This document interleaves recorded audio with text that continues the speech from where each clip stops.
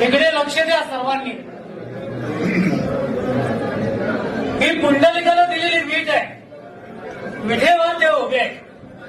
मुक्तिकेशी नावाची एक दासी होती. तिला आपल्या रूपाचा गर्व झाला होता. जेव्हा ती देवाच्या दर्शन झाली तेव्हा देवाने तिच्यापेक्षा नाजूक रूप घेतलेले. जेव्हा तिने आपले हात देवाच्या पायावर टेकवले तेव्हा ही पोटुसलेली जागा आहे.